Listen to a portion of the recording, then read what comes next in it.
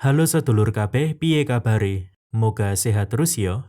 Kali ini aku akan membahas sebuah film yang berjudul Sinkhole. Film ini menceritakan tentang sekelompok orang yang harus bertahan hidup di sebuah lubang sedalam ratusan meter. Namun perjuangan itu tidaklah mudah karena di bawah sana mereka terus dihadapkan dengan masalah yang semakin besar. Skuilah, langsung aja kita masuk ke dalam filmnya.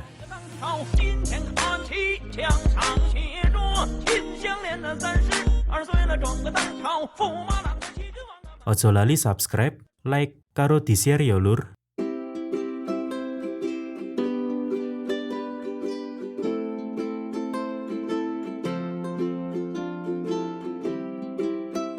Dongwon dan keluarganya baru saja pindah ke rumah baru di sebuah bangunan 5 lantai. Kebetulan saat itu sedang hujan lebat, namun perabotannya masih belum selesai dipindahkan karena truk pengangkutnya terhalang mobil. Sampai akhirnya muncullah si pemilik mobil yang memasang muka sinis, lalu memindahkan mobilnya dengan ugal-ugalan. Jelas Dongwon makin kesal oleh pria bernama Seungyeon ini. 미안한 건 그쪽이지 양반. 일요일 아침부터 사람 잠 깨워. Hampir saja mereka ribut, tetapi untunglah anak dan istri Dongwon datang tepat waktu.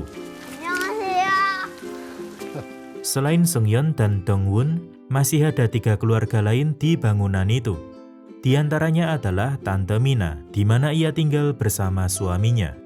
Lalu Miyong bersama anak laki-laki bernama Sunghon, dan Min Jun yang tinggal bersama dengan ibunya. 편안하네. 우리 집이니까. Dongwon serta keluarganya merasa sangat nyaman tinggal di rumah baru mereka ini. Sampai keesokan harinya didapatilah suatu keanehan, di mana lantai rumah itu seperti miring. Sebuah kelereng pun bisa menggelinding begitu saja tanpa adanya sentuhan.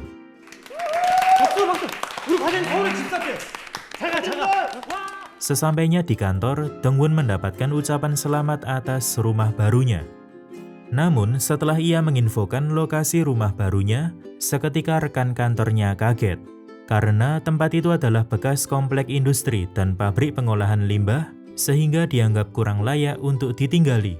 Tidak mau ambil pusing dengan hal itu, Dongwon langsung memotong pembicaraan. 집들이 언제 해? 우리 언제 할까 우리 집들이? Lagi-lagi malam itu turun hujan sangat deras, dan di saat yang sama bangunan itu mengalami keretakan. Bahkan pintu kaca di sana juga sampai retak. Keesokan paginya, Seungyeon dikagetkan oleh pintu kaca retak itu. Ia pun mencoba menyentuhnya dan malah pecah. Selain itu, Dongwon juga mendapati lantai dasar bangunannya mengalami retak cukup parah, yang tentunya hal ini tidak bisa dibiarkan begitu saja. Semua tetangganya pun dikumpulkan untuk membahas masalah ini. 솔직하게 말씀드리면은 좀 문제가 좀 있습니다. Ternyata Min Jun juga merasakan kalau rumahnya agak miring, bahkan jendelanya sampai macet. Sementara itu, Ibu Miyong kurang tahu persis kondisi rumahnya karena ia sibuk bekerja sehingga jarang di rumah. Pendapat paling berbeda diungkapkan oleh Tante Mina, di mana ia tidak ingin menindaklanjuti kasus ini dengan alasan 괜히 하자 문제 소문나면 집값만 떨어져요. pada akhirnya pertemuan ini tidak membuahkan hasil karena mereka malah sibuk membahas masalah pribadi satu sama lain. Walaupun terkesan urakan, sebenarnya Seungyeon adalah ayah yang baik. Ia sangat memperhatikan anaknya yang bernama Sungtae, meskipun hubungan di antara mereka kurang baik. 야야 승태야, 내가 아무 말 안 할게. 먹어. Suatu hari, rekan kantor Dongwon datang ke rumah barunya. Mereka pun sangat kagum dengan pemandangan dari atas sana yang sangatlah indah. Kemudian acara dilanjutkan dengan makan serta mabuk bersama sampai larut malam. 왕창 땡겨서라도 아파트로 가셨어야 한단 말이죠. Keesokan paginya, 2 rekan Dongwon sudah pulang lebih dulu, sementara sisanya bermalam di sana. Mereka bernama Yoon Jo dan Kim. Di sisi lain, istri dan anak Dongwon baru saja pulang dari belanja. Di sini mereka berpapasan dengan Tante Mina serta suaminya yang akan pergi ke pemandian karena air di rumahnya mati. Kemudian anak Dongwon yang bernama Suchan hendak mengambil troli di rumah untuk membantu ibunya membawakan belanjaan. Setelah bangun, Kim bergegas pergi karena ia ada janji dengan klien. Namun si sopir taksi malah sibuk menelpon sehingga membuatnya kesal. Sementara itu, tampak Suchan sudah membawa troli dan hendak kembali kepada ibunya. Tetapi tiba-tiba kelerengnya terjatuh, sehingga ia berusaha mengambilnya dari kolong mobil. Di saat yang sama, Sungyeon sedang membicarakan soal air di rumahnya yang mati kepada pria di gedung seberang. Lalu tiba-tiba terjadilah goncangan yang sangat keras,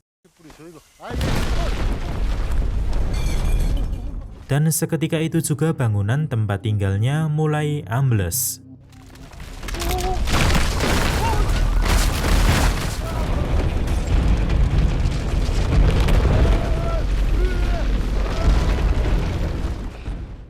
Tentunya ini bukanlah bencana alam massal, karena hanya satu bangunan itu saja yang ambles.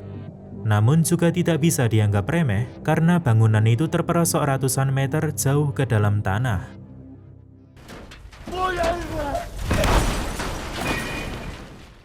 Di bawah, mobil taksi yang dinaiki Kim terus bergerak ke sana kemari. Tentunya hal ini sangatlah berbahaya. Meleset sedikit saja ke sisi yang salah, maka mobilnya akan tergencet di antara dinding lubang dan bangunan.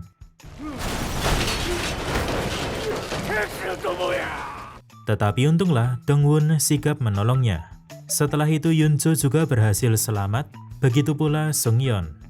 Beralih ke atas, di mana tim penyelamat mulai menyusun rencana untuk menyelamatkan para korban. Beberapa orang pun sempat diturunkan menggunakan tali, namun dinding lubang itu terus longsor, sehingga terpaksa mereka harus mencari cara lain. Kembali ke Sungyeon yang tiba-tiba panik mengingat anaknya masih belum ditemukan. Setelah mondar-mandir mencari sampai hampir putus asa, akhirnya Sung Tae ditemukan terkunci di dalam sebuah ruangan. Mengetahui kondisi sulit ini, Sung Tae berusaha tenang sambil menyusun strategi untuk bisa survive. 생존 물품부터 챙겨야 돼요. 식수, 음식, 상비약, 마른 침구류 같은. Sebenarnya Dongwon juga merasa khawatir pada keluarganya. Tetapi ia bisa merasa sedikit tenang karena sepengetahuannya anak dan istrinya sedang berbelanja saat musibah ini terjadi. Jadi yang terpenting sekarang adalah mereka harus selamat bagaimanapun caranya meski kondisi semakin memburuk dengan turunnya hujan deras.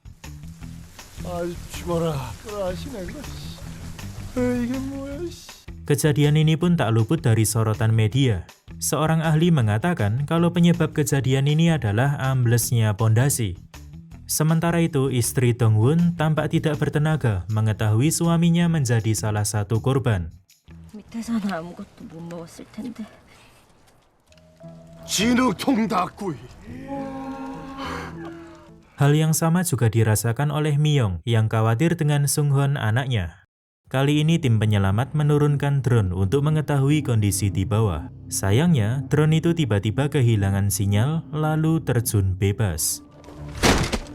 Melihat hal itu, Sung Tae langsung memanggil yang lain. Mereka pun mencoba berkomunikasi melalui kamera drone, namun tiba-tiba bangunannya kembali terperosok ke bawah. Ketika Kim hampir terjatuh, Yunjo bergegas mengaitkan sebuah kabel pada tiang besi untuk menyelamatkannya. Dengan dibantu oleh Dongwon serta Sungyeon, perlahan Kim mulai ditarik ke atas. Tetapi talinya malah putus,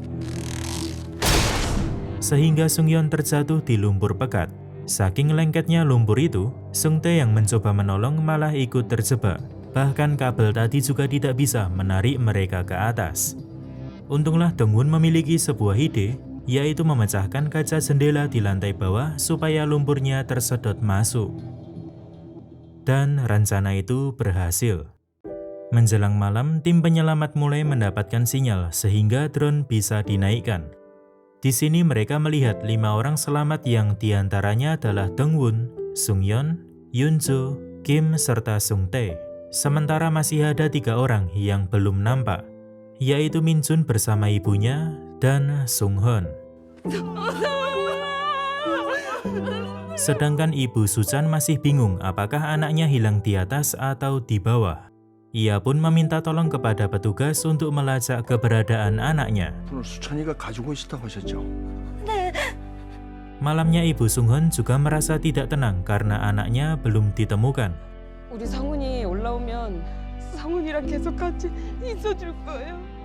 Suasana pun menjadi semakin haru dengan datangnya sebuah kabar buruk, di mana setelah melacak ponsel yang dibawa Suchan, ternyata Suchan juga terjebak di lubang tersebut.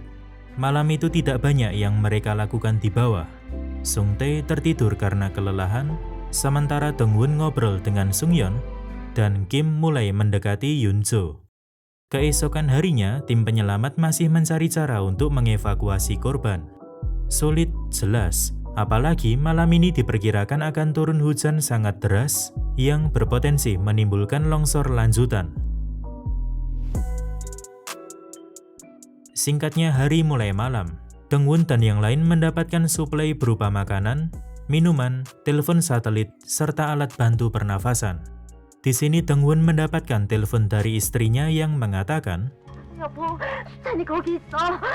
tanpa pikir panjang, ia pun hendak menyelamatkan anaknya seorang diri dengan dijaga menggunakan tali pengaman yang dipegang oleh teman-temannya. Di saat yang sama, hujan mulai turun, sehingga kapten tim penyelamat mengambil resiko untuk turun langsung demi melakukan evakuasi. Tetapi tak lama kemudian, bangunan di dekatnya juga ikut roboh dan jatuh ke dalam lubang. Lagi-lagi rencana terpaksa dibatalkan. Mereka yang di bawah pun juga ikut terguncang sampai-sampai tali pengaman Dongwon terlepas. Tentunya hal ini membuat Sung Yeon merasa sangat bersalah. Untunglah di bawah sana Dongwon berhasil menemukan Suchan setelah pencarian yang melelahkan. Kemudian mereka melihat seorang nenek-nenek yang tidak lain adalah ibunya Min Jun. Si nenek ini mengatakan kalau anaknya terluka parah sampai tak sadarkan diri. Selain itu juga ada Sung Hon yang ternyata sudah meninggal.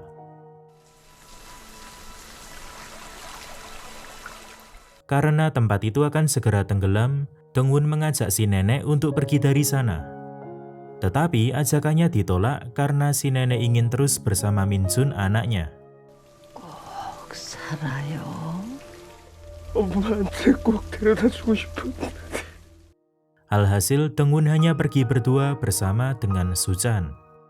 Perjalanan menuju ke atas tidaklah mudah, apalagi dengan diguyur derasnya hujan.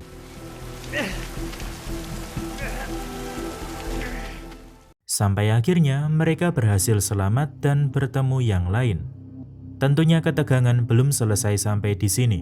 Tampak bangunan lain di atas mereka yang bisa jatuh kapan saja. Selain itu, derasnya air hujan juga mulai membanjiri tempat itu.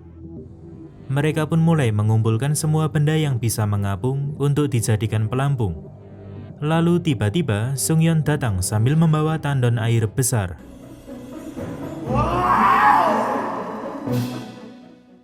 Benda ini pun menjadi satu-satunya harapan bagi mereka. Satu persatu orang mulai masuk ke dalam kecuali Sung Yeon. 아이 다 타면 이거 누가 다냐? Tak lama kemudian, dinding lubang itu mulai bocor dan menyemburkan banyak air, sehingga tandon mulai terapung ke atas. Namun tak lama setelahnya, bangunan di atas mereka terjatuh. Meski tandonnya bisa lepas dari tekanan bangunan ini, tapi mereka masih harus berhadapan dengan masalah baru, yaitu tersangkut jaringan kabel.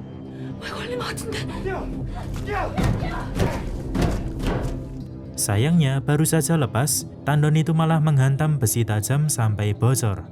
Dan tanpa disangka-sangka, Sung Yeon datang menolong.